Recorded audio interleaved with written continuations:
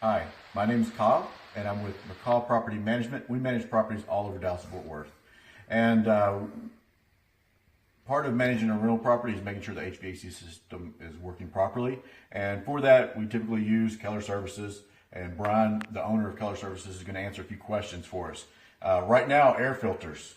What's the difference? You know, I go to Home Depot and I see $1 ones, and I see $25, $30 air filters. Same size. What's the difference? Well, basically it's a MERV rating, and MERV rating is how much dust, pollen, allergies that it keeps out of your system. When we're using a filter like this, we like to call it a throwaway filter. As you can see through this filter. You can pour sand through this filter. So if you can pour sand through this filter, what is it stopping? Getting into your system.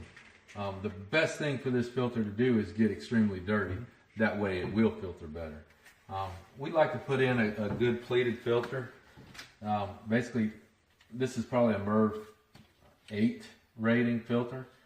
It's not the best by far, but it does the job. This is what we like to put in. It keeps the dust and allergens out of your system. It's well built, so it's not going to suck up in the unit when it comes on.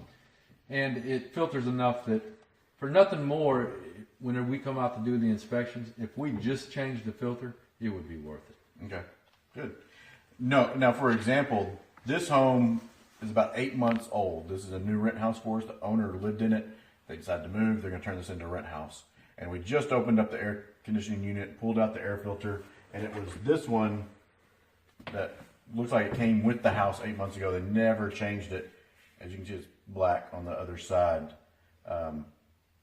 This is almost a brand new house. Didn't change the air filter for 8 months. If this went much longer without changing, what could happen to the AC system?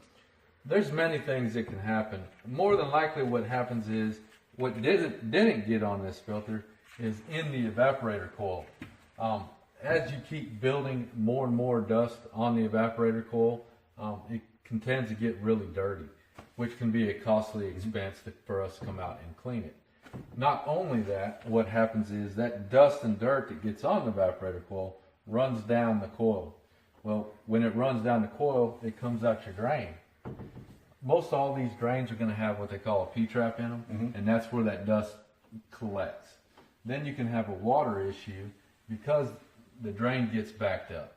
And when the drain gets backed up, it overflows the It comes pan. out of the carpet. Exactly. Yeah. Okay. Then you got another costly item to repair there. Okay. So basically, for a couple of dollars, change your air filters.